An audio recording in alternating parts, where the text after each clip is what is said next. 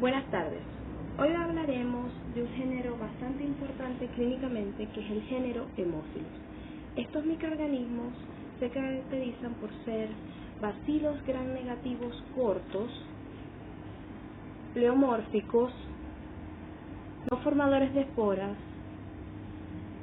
no resistentes a la decoloración de ácido, inmóviles y que tienen unos requerimientos muy fastidiosos para su crecimiento. Aquí hablaremos específicamente de varias especies del género Haemophilus, pero nos enfocaremos principalmente en la especie más patógena, que es Haemophilus influenza. Entonces, empecemos. Taxonómicamente, este microorganismo pertenece al filum Proteobacteria, a la clase Gamma Proteobacteria, al orden Pasteurales, a la familia Pasteurelacea,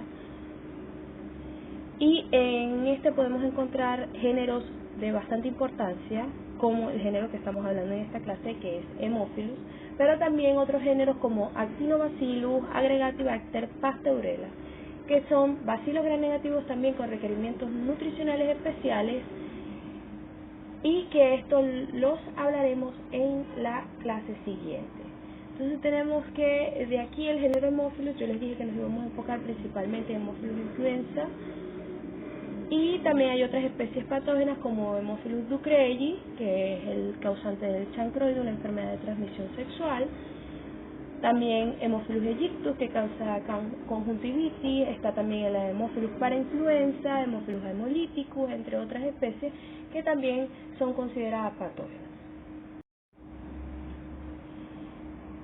El género Haemophilus, podemos decir que estos microorganismos son bacilos gram negativos o cocobacilos gram negativos o bacilos gram negativos cortos. Adicionalmente, ellos son anaerobios facultativos y muchas de sus especies fermentan un rango muy variable de sustratos bioquímicos, como por ejemplo la fermentación de glucosa, sucrosa, lactosa, manosa y silosa, que ayudan a la identificación de especies. Todo esto excepto Haemophilus ducreyi, que es una de las especies que menos fermenta azúcares. Adicional, estos microorganismos tienen una característica, que ellos requieren de dos factores para su crecimiento. Uno de esos es el factor X, también conocido como la hemina, y el factor B, que también es conocido como el dinucleótido de nicotinamida o NAD. El nombre de factor X se debe a que era el factor desconocido. Era una razón de por qué estos microorganismos crecían en sangre, pero no se entendía por qué. Adicionalmente, el factor X también es conocido como la protoporfirina 9, que es un metabolito intermedio de la vía de la biosíntesis de la hemina. Por eso es que es conocido como el factor X, principalmente la hemina. Entonces tenemos el factor B, que está compuesto de la nicotinamida como complejo, el NAD o NADP, y que estos dos factores se encuentran en la sangre. Adicional, el factor B también tiene ese nombre por B de vitamina. Recuerden que la niacina o vitamina B3 es un precursor de este cofactor, que es el NAD, que es su forma activa. Entonces, estos dos factores que están presentes en la sangre, específicamente en los eritrocitos, le dieron el nombre a este microorganismo de Haemophilus, que significa en griego que ama la sangre, y por eso crece en ese microorganismo. Entonces, muchas de esas especies, tanto Haemophilus influenza, aegyptus y hemolíticos, requieren tanto los dos factores. Hay otras especies que van a requerir uno y otro, como por ejemplo Haemophilus parainfluenza, que requiere principalmente el factor B. Entonces, estos microorganismos, ¿dónde es que nos van a crecer? Principalmente en agar gelosa chocolate, que es el medio que va a tener estos dos factores. Recuerden que la sangre, la hemina la vamos a encontrar en el NAD, y en la sangre vamos a encontrar el factor X, que es la hemina, y el NAD también lo podemos encontrar circulando, y la única manera de evitar metabolitos tóxicos que me pueden afectar el dinucleótido de nicotinamida es cuando uno hace la sangre calentada, es decir, la hemólisis de los glóbulos rojos, y por consiguiente tenemos el agar chocolate. Esas eran las técnicas anteriores, ahora eso no hay que realizarlo así, venden la base del agar sangre y uno le echa los diferentes suplementos, que es el Isovitalex. Entonces, principalmente ustedes pueden observar esas colonias que son principalmente lisas, planas y convexas en tamaño. Tenemos que también hay una característica importante de los hemófilos, es que las especies que producen cápsulas tienen 6 distinciones de 6 polisacáridos capsulares, y las especies que no son capsuladas pues se llaman especies no tipificables, porque no pueden ser tipificadas. Estos polisacáridos capsulares pueden ser 6 tipos, van de la A hasta la S, donde uno de los más patógenos es el tipo B, que ya veremos más adelante, para el que tenemos vacuna, y este está formado por fosfato de polirribitol en su cápsula.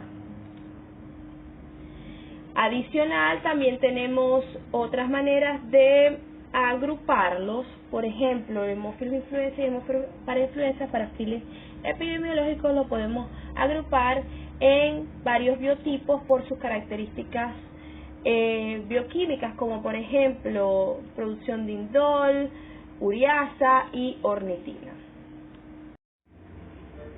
Aquí tenemos otra vez las características generales del género Haemophilus. Tenemos Haemophilus tanto las cepas capsuladas como no capsuladas. Recuerden que esas cepas son no tipificables, y las capsuladas van de la A hasta la F. Los requisitos básicos para cultivo es la presencia del factor X o lemina y el factor P o el NAD, y que generalmente los factores de adherencia van a utilizar, o los factores de virulencia son como los pilis y las proteínas de alto peso de alto peso molecular, como la 1 y la 2. Recuerden que principalmente más adelante vamos a ver, dependiendo de si las cepas son capsuladas o no, se pueden causar enfermedad diseminada o enfermedad localizada, y esto se debe mucho a la presencia del polisacárido capsular. También tenemos el Haemophilus ducreyi, que como ya hablamos, él es el principal agente del chancroide, o el llamado también chancro blando, y él solamente requiere factor 10. Puede utilizar los pilis como factores de adherencia, y se cree que su principal supervivencia al sistema inmunológico se debe a una toxina, que es esta toxina distensora citoletal, que ataca principalmente a los linfocitos T. De resto, los otros hemófilos pueden estar parte de la microbiota habitual o microbiota transitoria, y una de las principales infecciones que se ven ellos asociados podría ser infecciones a nivel del tracto respiratorio inferior, como bronquitis. Entonces, ¿cuáles son estos factores de virulencia que pueden ayudar a hemófilos influenza a sobrevivir al medio externo y a la inmunidad del huésped? Pues tenemos que el principal factor de virulencia de hemófilos es la presencia de cápsulas. Las cepas capsuladas siempre van a ser más virulentas que las no capsuladas, y son las que son capaces de causar infección diseminada. ¿Qué es lo que le brinda la cápsula? Resistencia a la fagocitosis y lisis por el complemento. Va a determinar la virulencia del microorganismo, y que ellas pueden ser del fosfato de polirribitol, como en el caso de hemófilos influenza del tipo B, que es bastante inmunogénico y es una de las del polisacáridos capsulares que utilizamos para las vacunas. Adicional, entre otros factores de virulencia, tenemos la presencia de pilis y de proteínas de alto peso molecular, que estas lo que van a utilizar es para la adhesión a las células epiteliales del huésped, principalmente al epitelio respiratorio de las mucosas nasales, donde ellos pueden estar ahí como colonizadores, y de esa manera ellos pasar a sangre y causar la infección diseminada. Adicional, como todo gran negativo, tiene un lipopolisacárido LPS, que al igual que Neisseria, como vimos en la clase anterior, es de tipo lipo-oligosacárido. También pueden tener proteasas de inmunoglobulina A, que son enzimas que destruyen la inmunoglobulina A y le permiten la colonización dentro de las mucosas. Recuerden que estos microorganismos, mientras más tengan factores de virulencia, más pueden causar infección en nosotros. Entonces, tenemos que la cápsula, la presencia de pilis, la presencia de proteínas de alto peso molecular que les ayudan a la adhesión y todas las posibilidades que tiene de evadir el sistema inmune hacen Haemophilus influenza un microorganismo que debe ser tratado con cuidado y con alerta y no dejar su proliferación. Es decir, el tratamiento oportuno con este microorganismo y la vacunación masiva contra el Haemophilus influenza del tipo B es importante para evitar las infecciones graves. La gravedad de la infección va a depender de si la cepa presenta cápsula o no. Generalmente ya hablamos que la cápsula era un factor de virulencia fundamental para Haemophilus influenza y el no ser capsulada la podemos encasillar en que causan infecciones de tipo localizado, mientras que las cepas capsuladas podemos hablar que ellas causan infecciones de tipo invasiva. Entonces, de las cepas capsuladas que causan enfermedad invasiva, la principal es el Haemophilus influenza de tipo B con un 90%. Podemos decir que se desconoce la causa de por qué estas bacterias que ya se encuentran recluidas en una zona, por ejemplo en las mucosas nasales, deciden invadir los tejidos de forma ocasional, causando bacteremia, propagándose al sistema nervioso central y causando también infecciones en sitios distantes como por ejemplo los huesos y las articulaciones. Esto generalmente puede ocurrir en un periodo muy corto, un periodo menor a 3 días, cuando el cuerpo, es decir, el cuerpo del huésped se enfrenta con otra cepa virulenta. Entonces, ¿qué podemos decir? Que la adhesión al epitelio respiratorio va a estar mediada principalmente, como hablamos, por los pilis y las proteínas de membrana externa, que son proteínas de alto peso molecular. Se dice que aquí puede ocurrir un complejo, una cascada reguladora de la biosíntesis capsular, más los factores de adherencia, los cuales pueden interactuar en colaboración para establecer este microorganismo dentro del huésped susceptible. Entonces podemos ver, por ejemplo, aquí en la imagen, ustedes observan del lado izquierdo cómo tenemos las enfermedades capsuladas, que este microorganismo puede estar tranquilamente viviendo en las mucosas, hasta luego causar otras infecciones más graves como celulitis, epiglotitis y en algunos casos la invasión del sistema nervioso central como meningitis.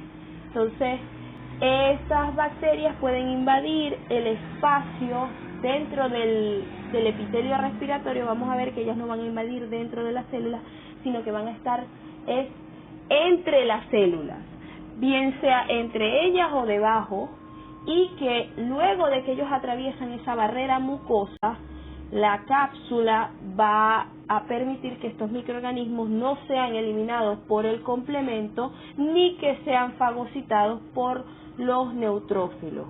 Entonces esto, al igual como ocurre con las neiserias, el lipoligosacárido de este microorganismo puede proporcionar un efecto antifagocítico al enlazarse con componentes también como lo que es el ácido oxálico. Entonces la endotoxina puede ser tóxica también para las células respiratorias ciliares, y cuando puede circular el torrente sanguíneo puede causar algunas características muy importantes como las que vimos en Neisseria meningitidis. Entonces esto es lo que nos basamos en la enfermedad invasiva, la enfermedad sistémica por este microorganismo. En otras circunstancias, las cepas no capsuladas, que son las cepas no tipificables, ellas causan principalmente enfermedad localizada en un 90%. ¿Qué es lo que ocurre en este caso? Tenemos que estas bacterias pueden quedar atrapadas en sitios adyacentes a esta mucosa respiratoria, como por ejemplo el oído medio, los senos paranasales y los bronquios. Se cree que puede haber un compromiso a nivel de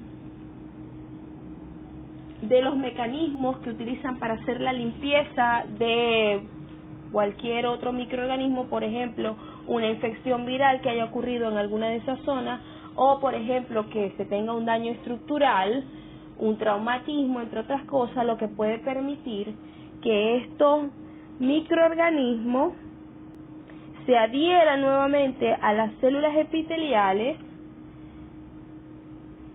con los piles y las proteínas de alto peso molecular y causen la infección de forma localizada, es decir, el mismo daño estructural y el mismo daño a través con el lipooligosacárido. Entonces ahí ya no estaríamos hablando de una enfermedad invasiva, sino una enfermedad de tipo localizada, como por ejemplo si es en el oído medio, otitis media, si estamos hablando de infecciones en los senos paranasales, hablamos de una sinusitis, y en el caso de los bronquios, de bronquitis.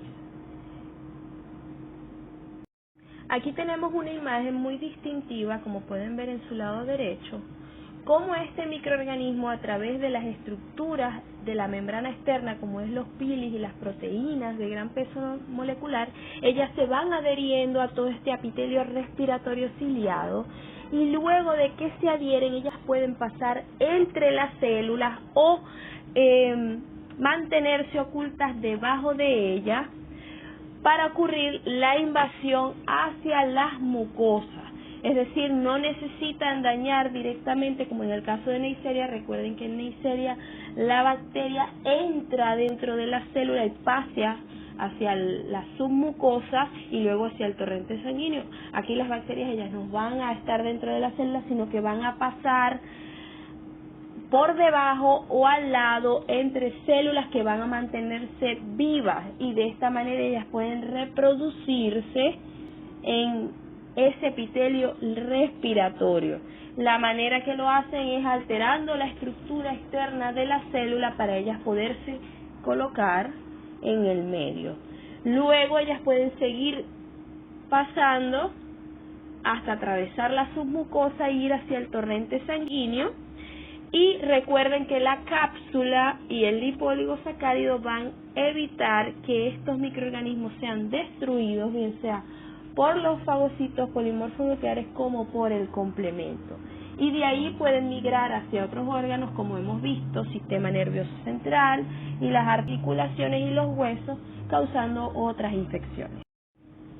Aquí podemos hablar un poquito de la inmunidad que se presenta contra Haemophilus influenza. Recuerden que la introducción de las vacunas fue aproximadamente en el año 85, como pueden ver en el gráfico, y que aquí la importancia se refleja a que estas vacunas tenían un buen potencial para personas de 2 años en adelante, eran solamente el polisacárido capsular, mientras que para los lactantes y niños menores de 2 años no eran inmunogénicas, y esta era nuestra población que está más susceptible. Recuerden cuando vimos en Neisseria la importancia de los anticuerpos transplacentarios, esa inmunidad dura hasta los 6 meses, y luego tenemos un grupo muy susceptible de 6 a 18 meses hasta los 24 meses, que serían de 6 meses hasta los 2 años de vida, que son los pacientes que tienen mayor posibilidades de tener una meningitis o meningococemia, por el caso de Neisseria meningitidis. Y aquí tenemos el mismo caso. Estos lactantes y niños hasta los 2 años tenemos este periodo de ventana donde no habían estas vacunas inmunogénicas, y teníamos que estos eran los niños que tenían mayor posibilidad de tener meningitis o alguna infección invasiva por Haemophilus influenza, específicamente los de tipo B. Entonces, ¿qué hicieron? Probaron conjugando estas proteínas capsulares, como por ejemplo el polirribitol fosfato, con otras proteínas que venían derivadas de otras bacterias, como por ejemplo el toxoide difterico, las proteínas de membrana externa de Neisseria meningitidis, y ahora tenemos estos polisacáridos capsulares conjugados con otras proteínas que son las vacunas conjugadas, que sí son inmunogénicas para los niños desde los 2 meses de edad. A partir de ese momento ustedes pueden ver cómo ahora esta universalización de las vacunas conjugadas por PRP ha permitido que miren la tasa de nuevos casos por enfermedad invasiva por Haemophilus influenza de tipo B ha bajado muchísimo, y que a su vez no ha habido un crecimiento por otras cepas de Haemophilus influenza, a pesar de que solamente se está aplicando para un tipo la vacuna. Y tampoco ha habido un auge para otros géneros u otras especies, como por ejemplo meningococo y neumococo causando enfermedad invasiva, porque ahora recuerden que para estos microorganismos también hay vacunación. Mientras haya vacunación activa, la disminución de los casos de enfermedades invasivas en algunos géneros bacterianos van a estar prácticamente en cero. Con respecto a la epidemiología, podemos decir que la mayoría de las especies de Haemophilus están presentes en todos los individuos y que principalmente colonizan la mucosa de las membranas respiratorias. Entre ellos, el Haemophilus que más se encuentra en la boca es el Haemophilus parainfluenza, y que también podemos encontrar cepas no capsuladas de Haemophilus influenza en el tracto respiratorio superior.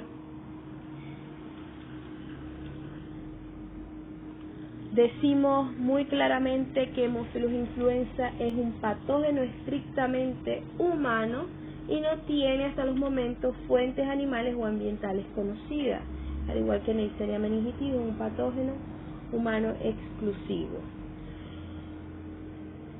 Como vimos, las especies capsuladas, específicamente la de tipo B, son muy poco frecuentes que formen parte de la microbiota habitual, mientras que las no capsuladas sí.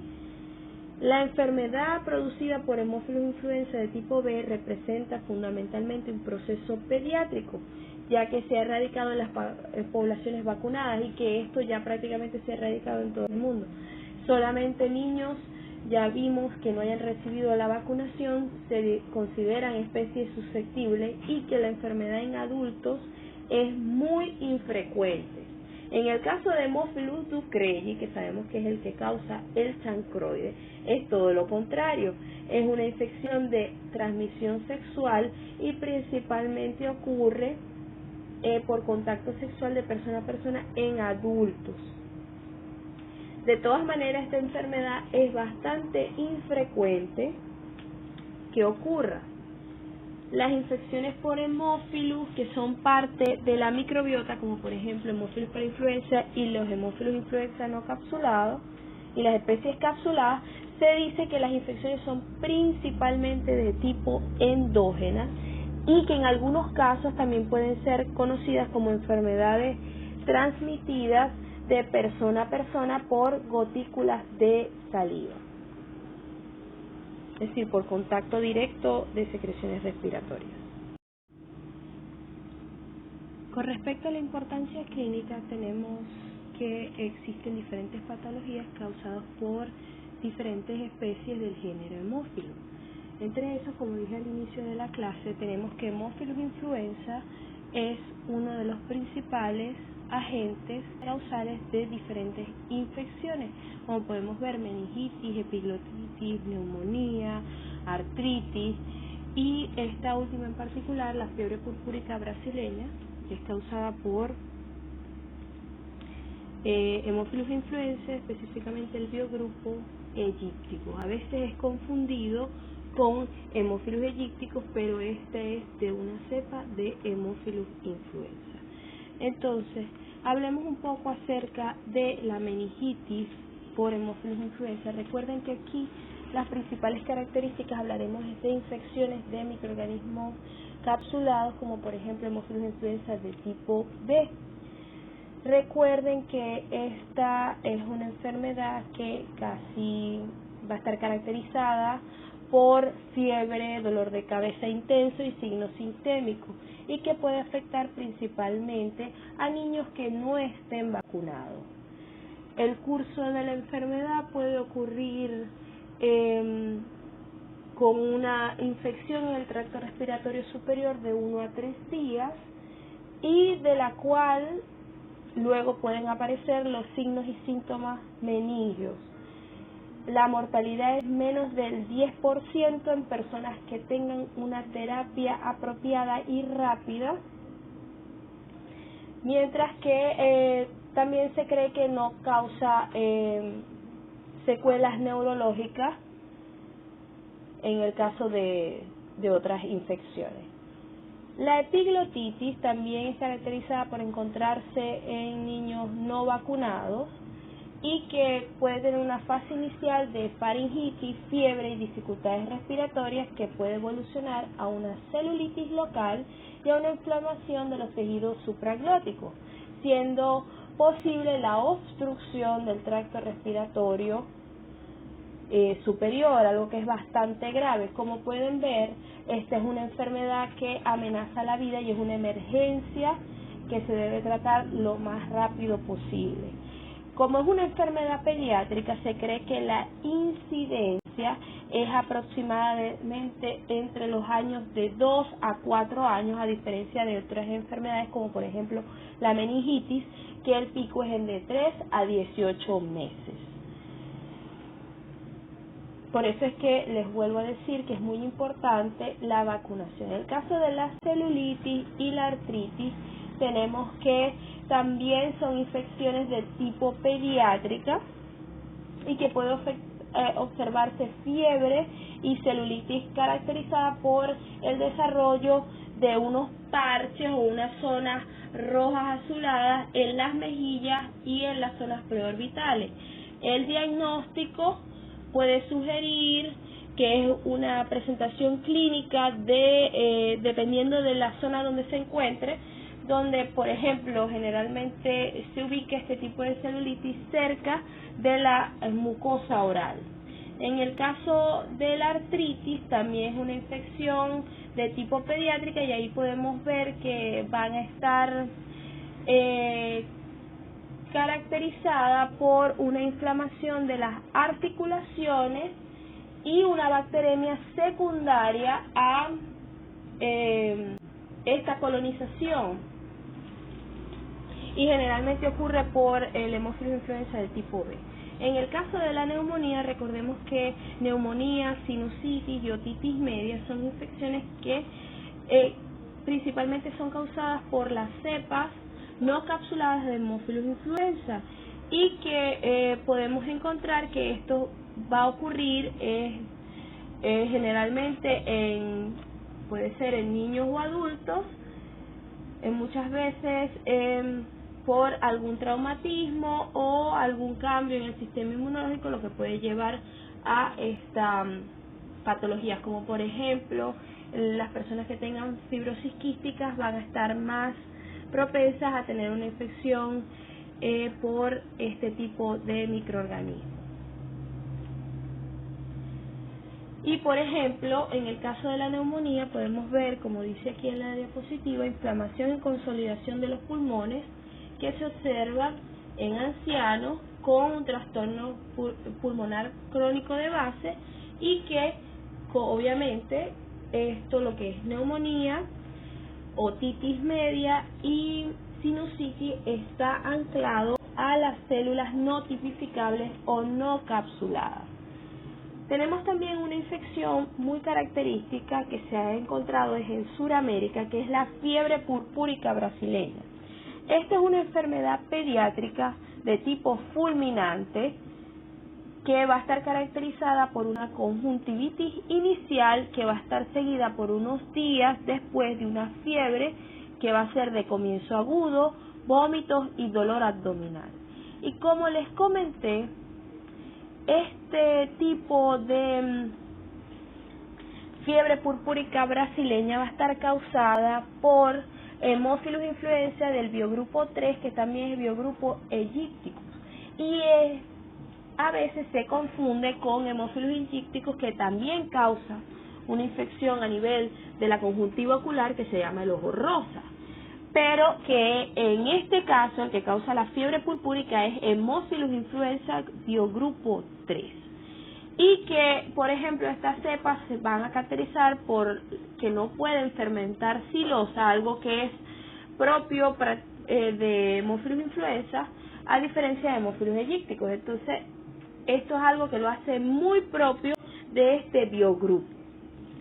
Por otro lado, tenemos Haemophilus aegypticus, como ustedes pueden ver aquí, que también es conocido como el bacilo de Koch-Emmerich, y que este microorganismo causa principalmente una conjuntivitis purulenta a la que se conoce como ojo rosa, que es lo que llamamos como pink eye en inglés, y que esto ocurre principalmente en los meses calientes del año, dependiendo, recuerden que los meses calientes pueden variar dependiendo en el hemisferio donde ustedes estén. Nosotros que vivimos en el hemisferio norte, los meses calientes los podemos considerar que son de marzo hasta agosto. Por otro lado, tenemos el Haemophilus ducreyi, que como ya habíamos hablado anteriormente en la epidemiología, él causa el chancroide, o también conocido como chancro blando, para diferenciarlo del chancro sifilítico. Esta enfermedad es una enfermedad de transmisión sexual que es más común diagnosticada en hombres, principalmente porque tal vez en el caso de las mujeres, al igual que en la sífilis, pueden tener de tipo asintomática o pueden tener una infección inaparente, es decir, que no se dan cuenta. Esta puede aparecer a los 5 o 7 días de exposición y generalmente se observa una pápula suave con eritema y que se puede observar en la zona genital o perianal. Luego de los 2 días esta lesión se ulcera y se vuelve muy dolorosa debido a que puede haber linfadenopatía inguinal. De todas maneras, para este tipo de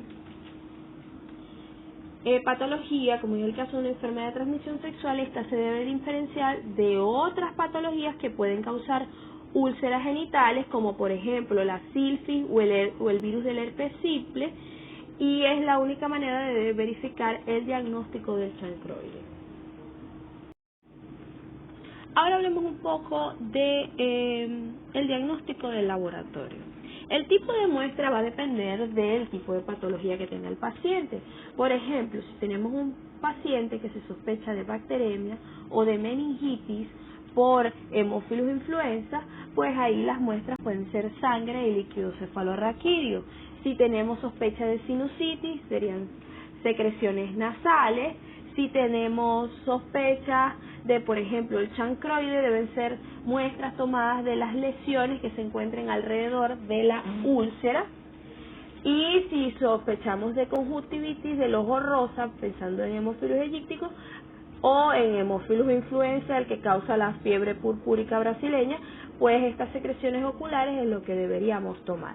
A todas estas muestras les podemos hacer tranquilamente un examen directo, coloreado con GRAM y cultivo. Y que, por ejemplo, si se sospecha de chancroide o de Haemophilus aegypticus, deben ser informados porque estos microorganismos tienen unas características específicas para su crecimiento. Son microorganismos de crecimiento bastante lento, a diferente de las demás especies de Haemophilus, que sí pueden crecer muy bien en los medios específicos como el oso de chocolate a las 24 horas de incubación. Entonces, en el examen directo, por ejemplo, de los líquidos estériles o de muestras de líquidos sinoviales en el caso de artritis o muestras del tracto respiratorio inferior, nosotros podemos utilizarlos para ver la morfología celular de estos microorganismos. En estos microorganismos podemos observar los cocobacilos o bacilos gram negativos. En el caso de las lesiones para Haemophilus ducreyi, este microorganismo tiene esa característica, como ustedes pueden ver ahí en la diapositiva, que ellos se observan así bacilos cortos, la morfología de Haemophilus, pero ellos forman unas cadenas bien largas y se agrupan entre sí, lo que da una forma de como si ustedes observaran un banco de peces o un cardumen. Entonces, esto observarlo en las lesiones genitales, que ya sabemos que tiene el paciente, podría ser un diagnóstico presuntivo del chancroide. También existen métodos comerciales que permiten detectar la presencia de Haemophilus influenza y otros patógenos del líquido cefalorraquídeo. Esto se llama una prueba que se llama FADEBAC, que se hace directamente con el líquido y que se le prueban diferentes antisueros de las bacterias que más comúnmente causan meningitis, como por ejemplo Haemophilus influenza del tipo B, Neisseria meningitidis, Streptococcus pneumoniae y Streptococcus beta hemolítico del grupo B, que es el Streptococcus agarictia. Esto es una prueba bastante rápida porque se puede hacer directamente del líquido cefalorraquídeo y se puede reportar en cuestión de 1 hora, y de esa manera uno puede avisarle al médico más el examen directo, lo que uno tenga certeza que tiene. En el caso del cultivo, recuerden que estos microorganismos son bastante fastidiosos y requieren ciertos factores para su crecimiento, como por ejemplo la hemina y el NAD, y esto solamente lo vamos a encontrar en el agar chocolate. Además, hay otras especies más fastidiosas, como por ejemplo el Haemophilus ducreyi y Haemophilus aegypticus, que además del factor X y el factor B requieren otras cosas, como por ejemplo glucosa, cistina, glutamina, adenina, tiamina, vitamina B12, guanina, hierro y entre otros, para el buen crecimiento de estos microorganismos, que son aún todavía más fastidiosos que Haemophilus influenza. Pero podemos decir que en líneas generales el género Haemophilus requiere de 2 factores principalmente para su crecimiento, y todos esos factores los vamos a tener en el agar, que es el agar chocolate. Entonces, en teoría, en el agar sangre estos microorganismos no deberían crecer, y que para la identificación primaria de estos microorganismos, que lo vamos a ver más adelante, una de las pruebas que se puede utilizar es la prueba de los requerimientos de los factores, ver si necesitan el factor X, el factor B o los dos para su crecimiento. Adicional a eso, también lo podemos hacer con otra prueba, con una cepa de Staphylococcus aureus, la que llamamos satelitismo. Otra cosa muy importante es que es necesario la determinación del serotipo solamente para epidemiología, mientras que para rutina no es necesaria. Pero epidemiológicamente sí es necesario determinar el serotipo, y también para lo que se refiere a la vacunación. Como ustedes pueden observar en la imagen, ahí tienen una colonia en un agar geloso de chocolate de 24 horas de Haemophilus influenza. Estas colonias son lisas, convexas, grises, translúcidas. Algunas pueden tener después del tiempo un color más o menos amarillento, y que generalmente las cepas que producen cápsulas, como el Haemophilus influenza de tipo B, la apariencia es mucosa. Les doy un dato: las infecciones que ocurren normalmente en estos tiempos por Haemophilus influenza son las de cepas no capsuladas, y generalmente son de tipo endógeno, es decir, uno mismo es reinfectado por el microorganismo cuando él se siente preparado para hacerlo.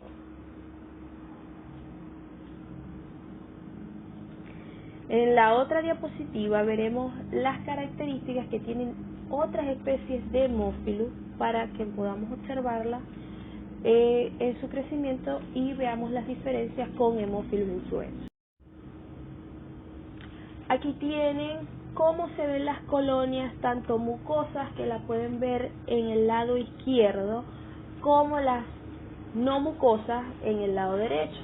Es decir, que tenemos que en el lado izquierdo son las cepas capsuladas, y en el lado derecho las cepas no capsuladas o no tipificables de Haemophilus influenza, y aquí pueden observar su crecimiento. ¿Ven la diferencia? Generalmente las cepas que son mucosas también se observan más grandes las colonias que las cepas que son lisas o que son no capsuladas. Bueno, y aquí ven cómo, por ejemplo, también se recomienda en el caso de muestras que tengan alta contaminación con microbiota, como por ejemplo el esputo, cómo ustedes pueden utilizar ciertos antibióticos o ciertos inhibidores que me permitan el crecimiento del hemófilo y la inhibición de la microbiota. En el lado izquierdo ustedes pueden ver cómo este esputo expectorado en un paciente de fibrosis quística tenemos siembra en un agar chocolate normal, mientras que en el lado derecho tenemos un agar chocolate que se suplementó con ciertos inhibidores que son estos antibióticos bacitracina, clindamicina y vancomicina, que son resistentes para las bacterias de la microbiota, más son sensibles para hemófilos. ¿Ven la gran diferencia? Como en la imagen de la izquierda no podemos prácticamente apreciar la presencia del hemófilo porque está enmascarado por la presencia de la microbiota, mientras que en el lado derecho observamos perfectamente que solamente está el crecimiento del hemófilo. Aquí tenemos un cuadro para comparar las diferentes morfologías celulares de otras especies de importancia clínica del género hemófilo. Recordemos cómo eran las colonias de Haemophilus influenza. Haemophilus influenza son colonias lisas, convexas, grises y translúcidas, que las cepas capsuladas pueden tener una apariencia mucosa, que en algunos casos, dependiendo del tiempo de incubación, si es muy prolongado, pueden volverse amarillentas, y que tienen una característica que llaman un olor a húmedo, olor a moco, que ellas pueden despedir por la formación del lindol. Entonces, veamos cómo son las colonias de hemófilos para influenza. Tienen un diámetro de 1 a 2 milímetros, es decir, que son colonias pequeñas, que se observan de este tamaño después de 24 horas de incubación. Pueden ser blancuzcas, amarillentas, planas o lisas, y en algunos casos granulares, con bordes irregulares y arrugadas. Tienen estos tipos de morfología. En el caso de Haemophilus aegyptus, recuerden que este microorganismo requiere, además del factor X y el factor B, otros requerimientos, al igual que Haemophilus ducreyi, es decir, su crecimiento es lento, es un microorganismo bastante fastidioso y que cuesta cultivar. Estas colonias, luego de 48 horas de incubación, podemos ver que son puntiformes, es decir, solamente de 0,5 milímetros, y que ellas son lisas, convexas y translúcidas. En el caso de Haemophilus hemolíticos tenemos que este microorganismo tiene unas colonias también muy pequeñas, de 0,5 a 1,5 después de 24 horas de incubación. Son lisas, son convexas, son translúcidas, y de este microorganismo se caracteriza, de ahí viene su nombre, a que en ellos pueden tener una pequeña zona de beta hemólisis.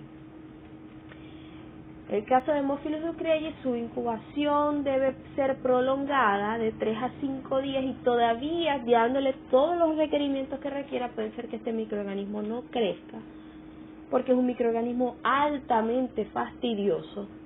De todas maneras, recuerden que con la coloración de Gram, que es muy específica para Haemophilus ducreyi en la formación de los cardúmenes, ya podemos ir alertando a al diagnóstico del chancro blando, pero tenemos que hacer, como ya expliqué, otros diagnósticos diferenciales con otros microorganismos que pueden causar una patología similar en los genitales.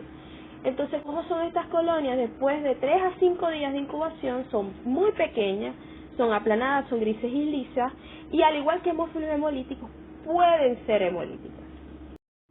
Como les dije, los requerimientos de los factores es una de las pruebas principales que uno debe hacer para diferenciar las especies de hemófilos. Es decir, la habilidad de que utilice 1, 2 de los factores es importante. ¿Y esto cómo lo podemos hacer en el laboratorio? Pues muy fácilmente se puede hacer una suspensión del microorganismo en solución salina fisiológica y que quede a una turbidez aproximada al 0,5 del estándar de McFarland. Luego se puede rallar una placa de Petri de agar Müller-Hinton o de agar soya triticasa, y se colocan las tiras como pueden ver aquí, pueden ser tiras, pueden ser discos, que ya están impregnados con los diferentes factores, con el factor X, el factor B o el factor XB. En esta lámina ustedes pueden ver que se están utilizando 2 tiras solamente, con el factor X y el factor B, pero también hay tiras o discos que vienen con los 2 y se pueden colocar los 3 a la vez, y de esa manera uno determinar cuál es el que necesita.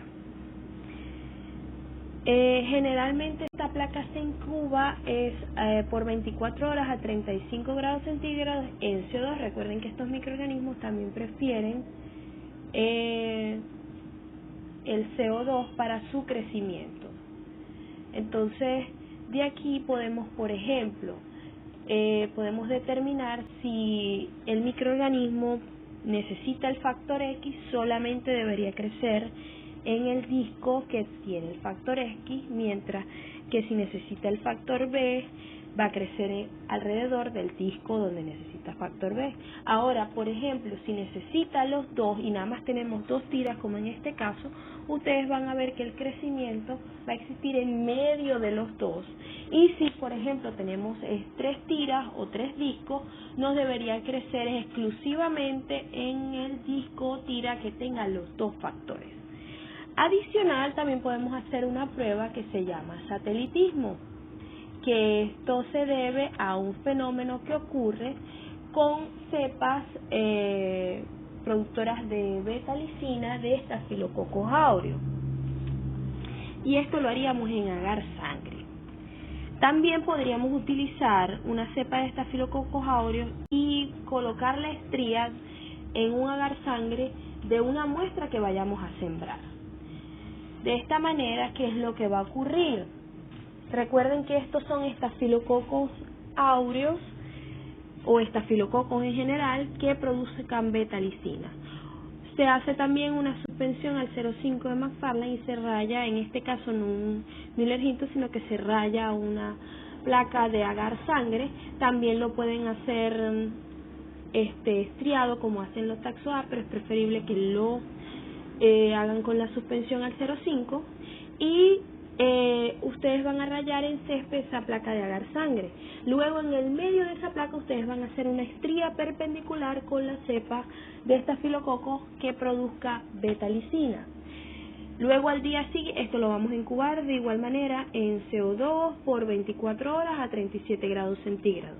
Luego, al día siguiente, la hemolisina que va a producir la cepa de estafilococo va a alisar los eritrocitos que están cerca a esa línea donde se inoculó, y de esa manera va a liberar suficientes concentraciones tanto de la hemina como del factor B, que es el NAD, al medio para así pueda haber, el hemófilus pueda crecer. Y ustedes van a observar que alrededor de la cepa de estafilococos va a haber un crecimiento muy pequeño, muy fino de microcolonias del hemófilus.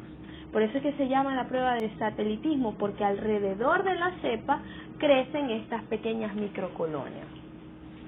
Y esto se le llama así, crecimiento satelital o satelitismo. Adicional, hay otros microorganismos que también pueden producir esta capacidad de satelitismo alrededor de los hemófilos, como por ejemplo las levaduras y los enterococos. Pero aquí es utilizado siempre las cepas de los estafilococos, y estas dos pruebas las podemos hacer en el laboratorio para ver estos requerimientos. Aquí pueden ver las diferencias entre estos microorganismos con respecto a las características bioquímicas. Como pueden ver, Haemophilus influenza requiere tanto el factor X y el factor B para su crecimiento, al igual que Haemophilus aegypticus. Pero ellos dos se diferencian en que, por ejemplo, Haemophilus influenza fermenta silosa, mientras que Haemophilus aegypticus no.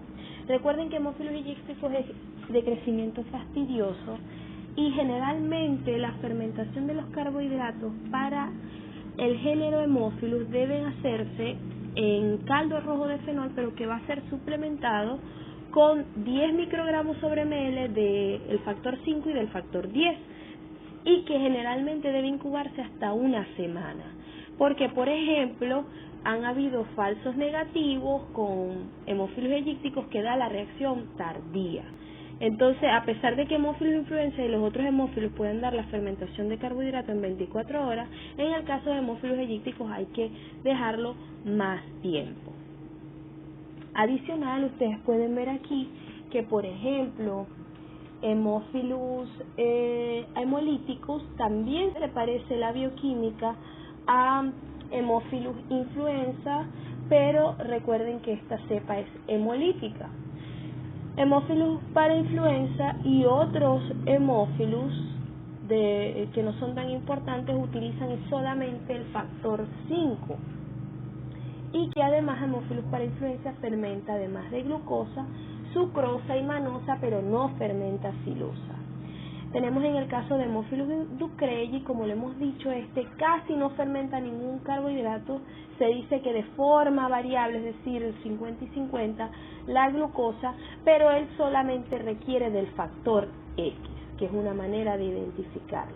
Adicional, este microorganismo también es hemolítico, como el hemófilos parahemolítico.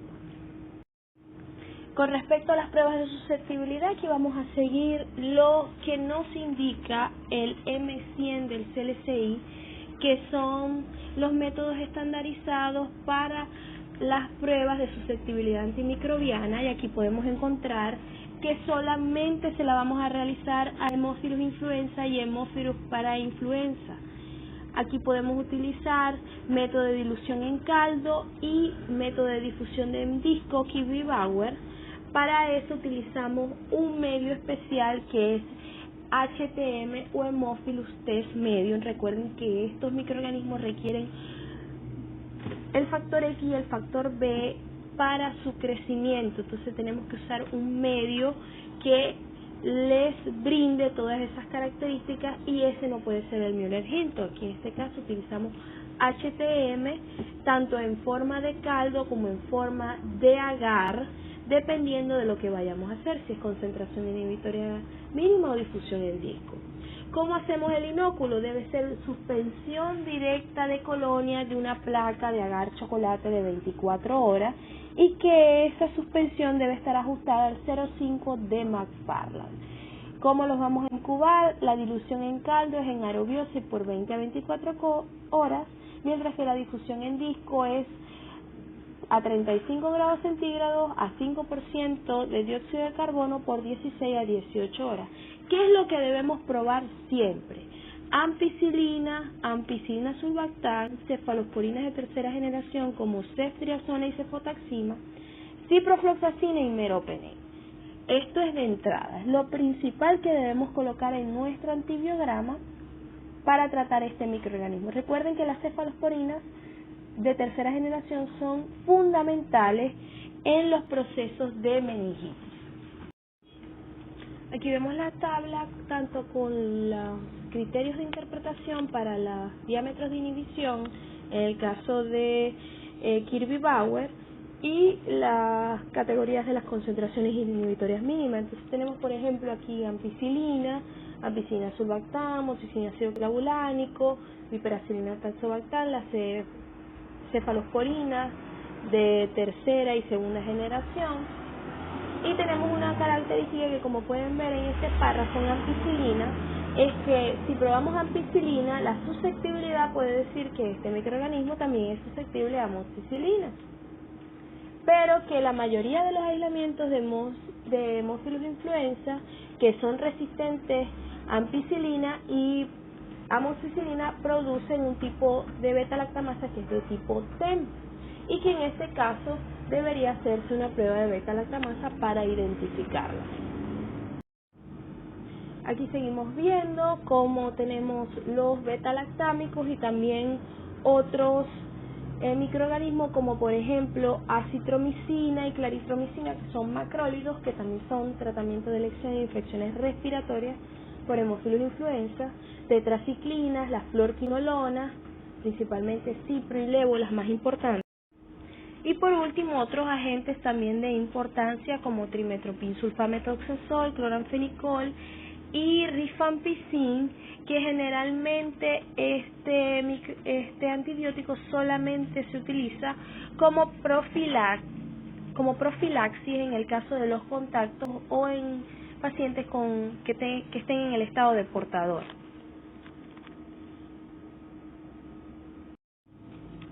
Con respecto al tratamiento, prevención y control, en el caso de infecciones sistémicas por hemófilos influenza, recuerden que estas infecciones requieren un tratamiento óptimo y que tienen un alto índice de mortalidad. Por ejemplo, si en el caso que sea meningitis y epiglotitis no son tratados, es decir, una mortalidad puede ser hasta del 100%. Entonces, todas estas infecciones de tipo invasivas deberían ser tratadas principalmente con cefalosporinas de amplio espectro, como por ejemplo ceftriaxona y cefotaxima. En el caso de infecciones localizadas o infecciones menos graves como sinusitis, otitis media, entre otras, pueden ser tratadas con ampicilina o amoxicilina, aunque recuerden que existe una alta tasa de resistencia a estos antibióticos porque algunas de las especies de hemófilos influenza pueden producir una beta-lactamasa del tipo T, lo que me hace inviable estos antibióticos. También puede ser utilizado una cefalosporina de tercera generación, de igual manera, acitromicina, doxiciclina o una fluoroquinolona, principalmente levofloxacina en el caso del tracto respiratorio. En el caso de Haemophilus ducreyi decimos que este microorganismo es susceptible a eritromicina, la cual es la droga de elección para el tratamiento. Para prevenir las infecciones graves por Haemophilus influenza de tipo B, lo principal que se ha utilizado es la vacunación masiva contra este tipo de agente.